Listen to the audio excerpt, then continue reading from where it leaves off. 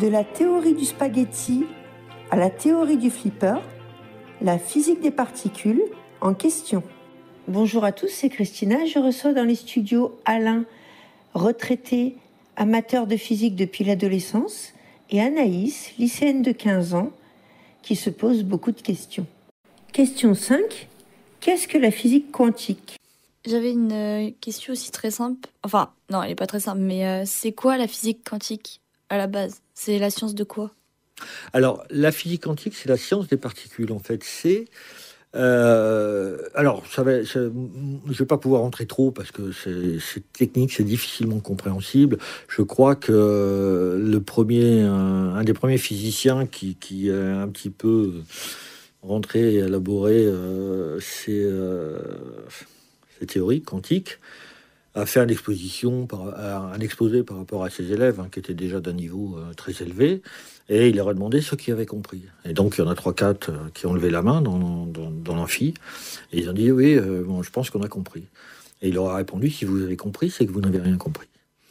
Parce que c'est donc... La physique quantique, ça vient de quanta. Quanta, c'est la quantité. En fait, c'est la quantité d'énergie. Pourquoi ? Parce que c'est l'étude des atomes et des électrons, enfin tel qu'on nous l'enseigne en tout cas, qui va conduire à ça.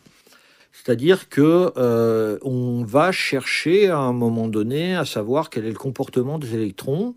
Et je ne sais pas si tu l'as appris, mais on se rend compte que les électrons, par rapport au noyau de l'atome, ils sont sur des cercles. Et les positions de distance par rapport au noyau sont figées. C'est-à-dire ils ne sont pas entre les deux. Ils sont soit l'un, soit l'autre. Ils vont sauter d'une position à l'autre. Et ça, c'est ça qu'on a. Donc, il y a des quantas d'énergie, il y a des quantums d'énergie, minimum, qui font qu'entre les deux, il ne se passe pas grand-chose. Donc, la physique quantique, le mot quantique, qui veut dire quantité, en fait, des quantités d'énergie, bon, voilà, c'est un petit peu l'origine du mot. Et on va se rendre compte, en fait, que donc, les différentes positions des électrons, c'est ce qu'on appelle le principe d'exclusion de Pauli, qui dit ils sont soit à un endroit, soit à un autre, ils ne peuvent pas être entre les deux. Et puis après, il y a l'incertitude, je crois que c'est l'incertitude d'Heisenberg, j'espère que je ne me trompe pas dans ce que je dis, je suis amateur, donc si jamais il y a une erreur, j'espère qu'on n'en voudra pas, qui dit la chose suivante: on ne peut pas savoir en même temps la vitesse et la position d'un électron. C'est-à-dire qu'il y a une incertitude sur la matière. On se rend compte en fait que on ne peut savoir la position d'un électron que si on le regarde. À partir du moment où on ne le regarde pas, il peut être n'importe où, et c'est un nuage de résonance. Il est en même temps à droite, à gauche. Et c'est le fait de l'observer en envoyant des photons lumineux sur lui qui vont l'instancier, en fait.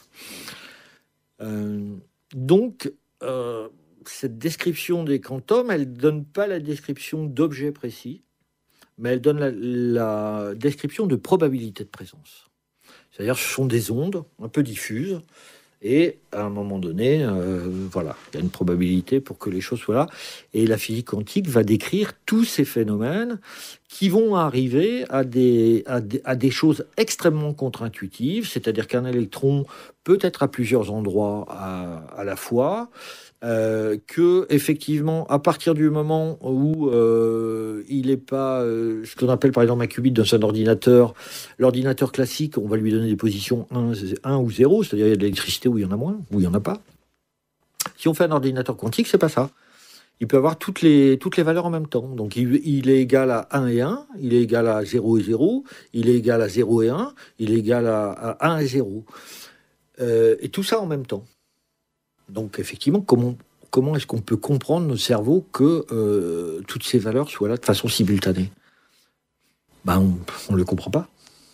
Donc voilà, la théorie quantique, c'est un petit peu... Elle nous montre en fait finalement, enfin pour moi, que notre esprit, notre cerveau est un décodeur du monde, mais c'est un décodeur du monde tel qu'il est nécessaire pour que nous puissions vivre dans le monde. Mais il ne va pas au-delà. Donc il y a des choses qui n'arrivent pas à comprendre. La notion de fini, d'infini, bon, hein, enfin la notion d'infini, ben, on ne la comprend pas. Donc la notion de la simultanéité des valeurs d'un objet en même temps, il est là mais il est ailleurs, pour nous c'est incompréhensible. Or pour autant, les expériences et les théories, et les expériences, hein, puisque derrière ça on a fait les expériences qui permettent de vérifier ces choses-là, montrent qu'effectivement c'est comme ça que les choses fonctionnent. Mais ça dépasse la capacité de notre cerveau à comprendre ces phénomènes. Mais peut-être que si par exemple, je crois que j'avais entendu qu'on avait essayé de refaire un trou noir avec une sorte de grande machine. Ouais, alors je pense que ça doit être la machine, je ne sais plus quel est son nom, là, je te vois, qui est en Suisse, là, le CERN, Ouais, je sais plus c'est comment ça. s'appelle l'accélérateur. Alors je sais pas quel a été le résultat. Oui, ils ont essayé. Alors c'est un mini micro trou noir, tout ça. Donc effectivement, il y a eu un certain nombre d'anxiété là-dessus en disant, bah ouais, mais si vous faites un micro trou noir, il va absorber tout ce qu'il y a, l'univers va disparaître. J'ai pas connaissance des résultats de l'expérience. Peut-être elle s'est bien passée, mais toujours est-il que peut-être ils ont réussi à le faire. Mais toujours est-il que le micro trou noir, c'était un micro trou noir. Et il faut savoir que quand on génère ce type de particules ou ce type d'objets, ce sont des objets qui ont des durées de vie d'un milliardième de seconde. Hein. Alors ce qui est phénoménal, c'est qu'on arrive à les observer. Hein. Mais du coup, je me disais que si jamais, par exemple, dès qu'on découvre quelque chose, on va le mettre dans la vie de tous les jours. On a découvert l'électricité, enfin maintenant il y en a partout. Donc ça se trouve, si on arrive à faire des trous noirs, on va finir par en avoir de partout, ça va devenir tout naturel. Et là, du coup, le cerveau, il va réussir à le comprendre. Alors, c'est sûr, il y a deux choses dans la physique. Il y a la recherche fondamentale. Alors, on peut se demander à quoi ça sert tout ça. Bon, la recherche fondamentale, elle n'a pas vocation à aller chercher. Elle a vocation à chercher à comprendre et pas à chercher à utiliser. Après, on se rend compte quand même qu'il y a souvent, entre la recherche fondamentale avancée et la vie de tous les jours, il y a quand même un transfert qui se fait, mais ça prend plusieurs dizaines d'années. Alors c'est vrai qu'aujourd'hui, on est sur cette physique quantique qui paraît tellement théorique et incompréhensible. Une particule peut-être à plusieurs endroits à la fois.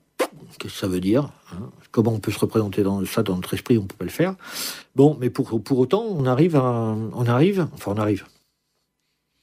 commence à mettre en place des éléments qui prouvent que sur une durée de temps limitée, on arrive à observer ça. On arrive à mettre en place des ordinateurs qui fonctionnent sur ce principe.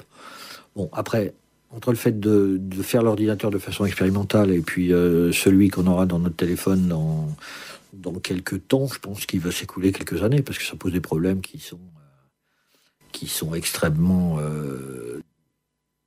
qui sont difficiles à résoudre aujourd'hui. Personne ne dit qu'on n'arrivera pas à les résoudre. La preuve, c'est qu'on avance. Et voilà, c'est la fin de cet épisode. Épisode suivant dans une semaine avec une nouvelle question d'Anaïs. Je précise qu'Alain n'a aucune prétention à l'infaillibilité. Il présente l'état de ses connaissances comme il les présenterait à ses petits-enfants.